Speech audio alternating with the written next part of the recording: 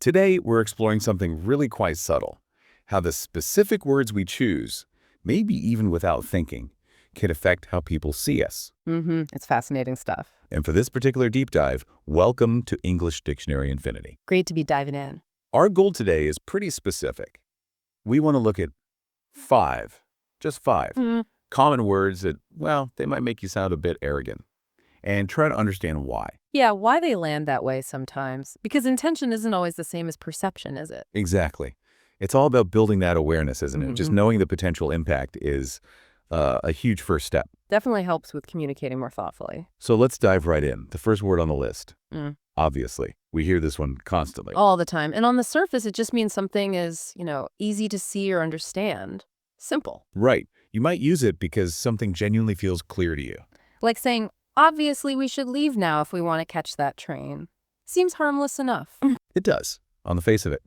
But the potential issue highlighted here is that using obviously can imply it should be obvious to the listener, too.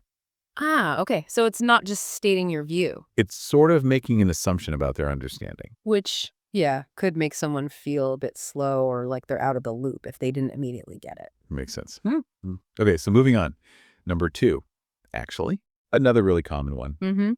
Actually often pops up when someone's introducing a correction or maybe just a contrasting piece of info. Yeah, I can picture using it like, oh, actually, I think the meeting is at 3, not 2. Exactly. And while you might just be trying to be helpful, provide the right information, the word actually can land as a correction, even a gentle one. It can feel like you're subtly saying what you just said, not quite right. This is the correct version. So it sort of positions your information as superior, maybe, undermining their point slightly. It can, yeah.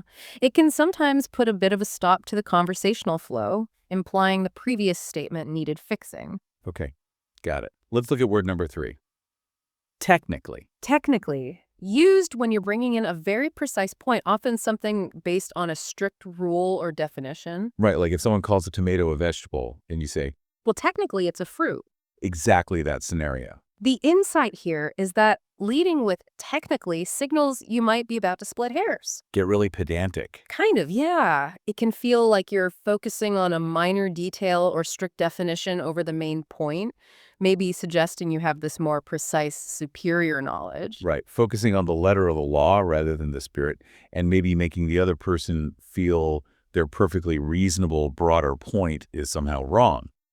Exactly. Okay, fourth word. This one feels a bit less subtle, maybe. Whatever. Yes, whatever is usually pretty direct. It's used to show you're indifferent, you don't care, or you're just dismissing something. Like, I tried to suggest a plan, but they just shrugged and said, whatever. Precisely. Yeah. And the message it sends is pretty clear. Dismissal. It tells the other person flat out that you don't really value what they're saying or their feelings or maybe the whole situation. Oof, yeah. It's a quick way to signal their input just doesn't matter to you. That definitely lands as arrogant or at least very dismissive. Very much so. Okay, finally, the fifth word, maybe used in slightly more specific situations, per se. Per se.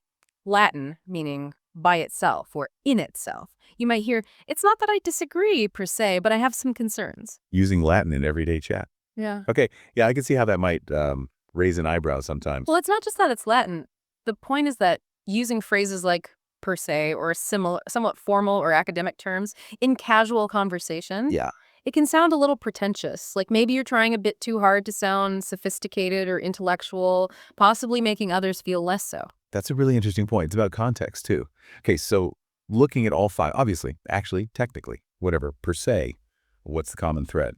Well, if you look across them, the pattern seems to be that they often, even if unintentionally, create a kind of hierarchy. They position the speaker above the listener somehow, How so? whether it's implying superior knowledge, obviously, technically, correcting someone, actually, dismissing them, whatever, or using language that feels overly formal, per se. They all risk making the other person feel a bit smaller, maybe.